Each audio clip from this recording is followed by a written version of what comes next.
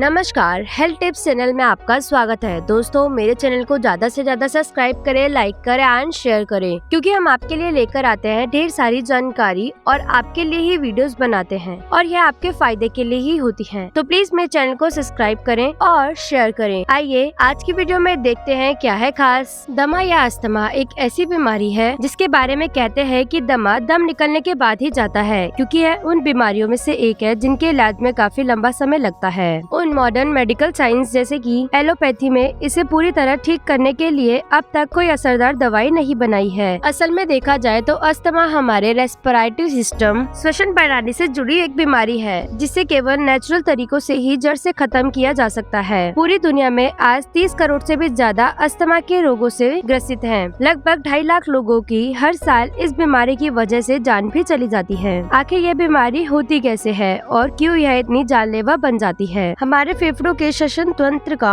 अंदरूनी स्ट्रक्चर किसी पेड़ की जड़ के समान होता है, जो कि ऊपरी मोटी और अंदर गहराई में जाकर पतली हवा ले जाने वाली नलियों से बना हुआ होता है। जब हम सांस लेते हैं तो ऑक्सीजन से पहले सांस की मोटी नली ट्रेकिया से गुजरकर सबसे पतली नली ब्रोंकियाई में होकर गुजरती है। आखिरी में यह हमारे खून में जाकर शरीर की कार्बन डाइऑक्साइड इसी रास्ते से बाहर निकलती है। सबसे पतली ब्रोंकियाई नली ही अस्थमा की बीमारी के लिए जिम्मेदार होती है। जिन लोगों को अस्थमा हो जाता है उनके फेफड़ों की ब्रोंकियोस नली अंदरी परत में सूजन बनी रहती है, जिसकी वजह से एयर फ्लो में रुकावट आती है और सांस लेने में भी तकलीफ होती है। हमारे फेफड़ों की नलिकाओं में प्राकृतिक रूप से न्यूक्लियस यानी कि चिपचिपा बलगम या कफ जैसा पदार्थ भी पाया जाता है, जो कि सांस के जरिए आने जाने वाले बुरे अवशेषों को शरीर में प्रवेश करने से रोकने का काम करता है। लेकिन अस्थमा के मरीजों में यह बलगम भी अधिक मात्रा में बनती है और फेफड़ों के भीतर हवा के बहाव में रुकावट पैदा करती है। जब नलिकाओं में सूजन बहुत ज्यादा बढ़ जाती है और इसके भीतर कफ या न्यूक्लियस भी भारी मात्रा में जमा हो जाता है, तो ऐसी स्थिति में सांस बाहर छोड़ने में तकलीफ होने लगती है। धीरे धीरे फेफड़ों में हवा भरने लगती है, सांसें छोटी हो जाती है और व्यक्ति तेजी से हांफना शुरू कर देता है। ऐसी स्थिति को ही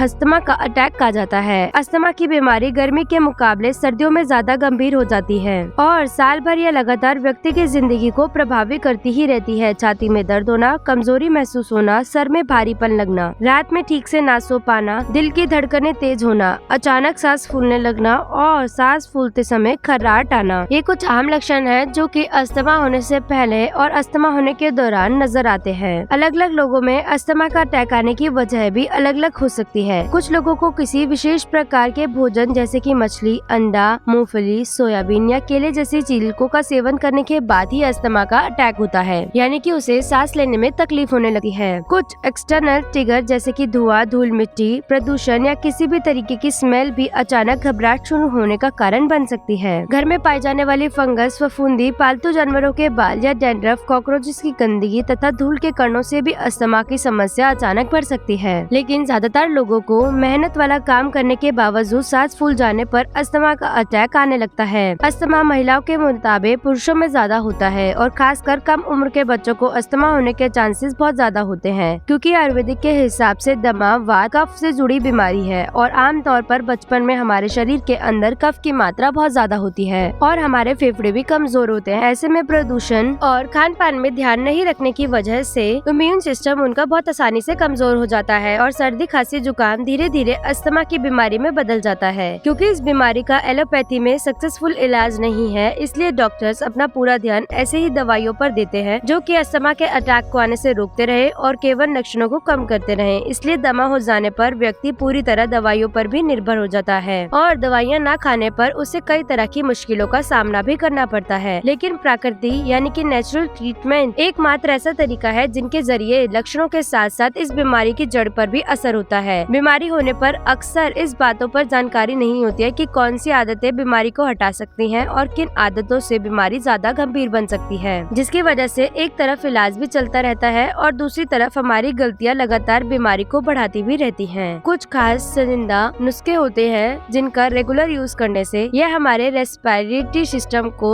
अच्छा बनाकर श्वास नली के अंदरूनी समस्या को तेजी से खत्म करते हैं और लगातार इनके इस्तेमाल से अस्थमा की बीमारी को कम समय में ही पूरी तरह ठीक किया जा सकता है। तो चलिए शुरुआत करते हैं पहले नुस्खे से। इसे बनाने के लिए हमें जरूरत होगी प्याज, अदरक, तुलसी के पत्ते और शहद की। अस्थमा होने पर प्याज का अधिक मात्रा में सेवन करना चाहिए।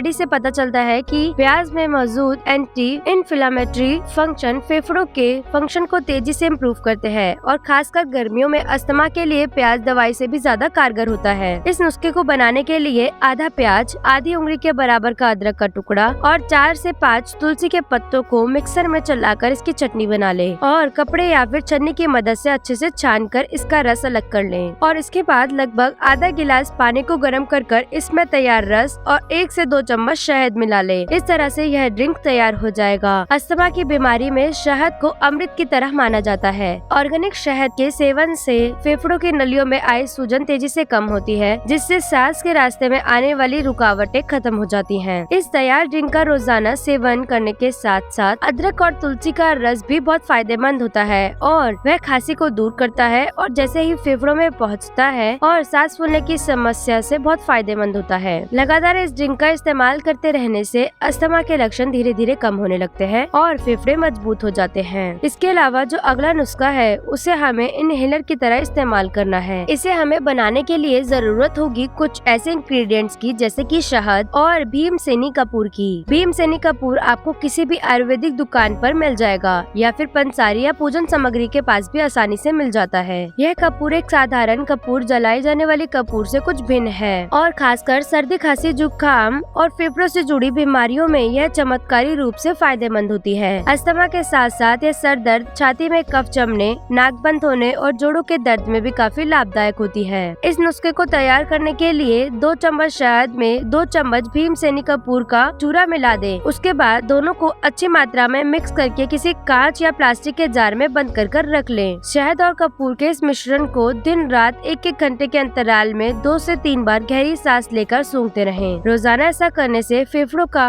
अंदरूनी वायु मार्ग साफ हो जाएगा और धीरे धीरे सूजन भी कम होती रहती है। ध्यान रखें, से सूंघने के बाद जार का ढक्कन लगाकर वापस बंद कर दे, नहीं तो इसका असर कम हो जाएगा। इसका हमारे फेफड़ों पर इतना जल्दी असर होता है कि धीरे धीरे अस्थमा के इनहेलर और दवाइयों की आवश्यकता कम होने लगती है और फेफड़ों में आई कमजोरी पूरी तरह से ठीक हो जाती है। इसके अलावा एक और असरदार नुस्खा है जो कि अस्थमा में सांस फूलने और छाती में होने वाली जकड़न को दूर करने के लिए बहुत अधिक लाभकारी होता है। इसे बनाने के लिए हमें जरूरत होगी अदरक का रस, दालचीनी, नींबू का रस, शहद और लाल मिर्च पाउडर की। इसमें लाल मिर्च पाउडर के लिए हमें घर में इस्तेमाल होने वाली चिली पाउडर का नहीं बल्कि कायन पेपर का इस्तेमाल करना है। कायन पेपर साधारण लाल मिर्च से काफी भिन्न होती है। यह मोटी और लंबे आकार की लाल मिर्च से बनी हुई होती है। इसका सेवन पेट, किडनी, लीवर और फेफड़ों के लिए बहुत अच्छा माना जाता है और साथ ही कायन पेपर के साथ शहद का मिश्रण बॉडी को अच्छे से डिटॉक्स करता है। यह आपको किसी भी सुपरमार्केट या फिर ऑनलाइन कम दामों में ही आसानी से परचेज कर पाएंगे। इन सारी चीजों को मिलाकर हमें एक ड्रिंक तैयार करना है। इसके लिए सबसे पहले लगभग 1.5 कप पानी को अच्छी तरह से बॉईल कर एक गिलास में निकाल लें और फिर उसके बाद इसमें आधा चम्मच कायन पेपर पाउडर, आधा चम्मच दालचीनी पाउडर, 1 चम्मच अदरक का रस और 1 चम्मच नींबू का रस और 2 चम्मच शहद मिलाकर सारी चीजों को आपस में अच्छी तरह से मिक्स कर ले। इस तरह से यह ड्रिंक तैयार हो जाएगा। इस ड्रिंक का रोज हमें रोजाना रात को सोने से पहले सेवन करना चाहिए और इसे हमें चाय की तरह सिप सिप कर सेवन करना चाहिए। इसमें मौजूद दालचीनी और नींबू का रस जमे हुए कफ को फेफड़ों से बाहर निकालकर शरीर के मेटाबॉलिज्म को बूस्ट करने में मदद करता है और साथ ही अदरक का रस और शहद श्वसन नलिकाओं में आए इन्फेक्शन को तेजी से रिपेयर करता है। सारी चीजों से मिलकर बनी यह ड्रिंक लंग्स को डिटॉक्स करने के साथ साथ खून को भी साफ करती है। लगातार इसके इस्तेमाल से हमारा रेस्पिरेटरी सिस्टम इम्प्रूव हो जाता है और सांस लेने में पहले से ज्यादा फर्क नजर आने लगता है। इसके कुछ ही दिनों के इस्तेमाल के कारण इससे हमें शरीर की एनर्जी में भी एक कमाल का फर्क नजर आता है।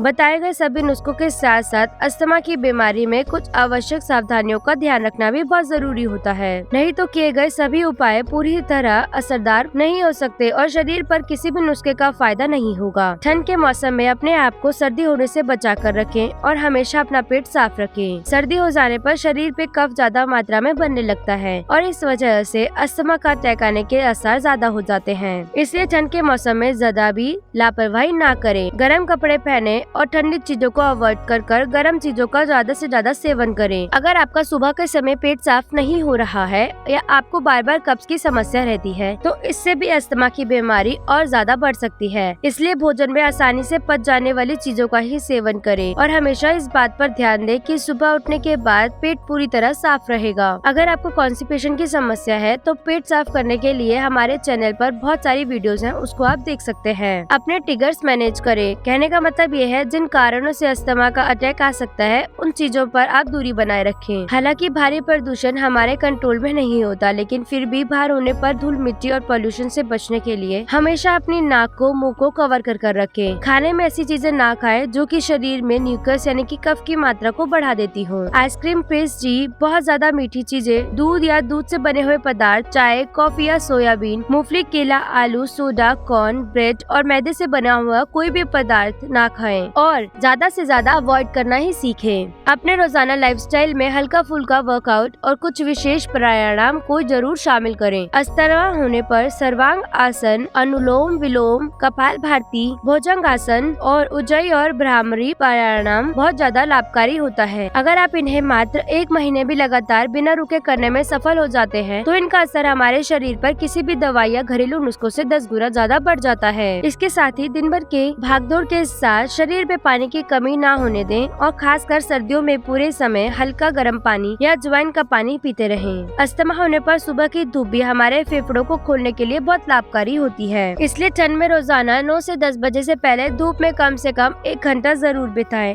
इसीलिए हेल्थ से जुड़ी और भी वीडियोस को देखने के लिए मेरे चैनल को अवश्य सब्सक्राइब करें। आज की वीडियो में बस इतना ही। लौटेंगे एक नए वीडियो के साथ। मेरे चैनल को लाइक, सब्सक्राइब, शेयर करना ना भूलें और मेरी इस वीडियो को लाइक आप अवश्य करें।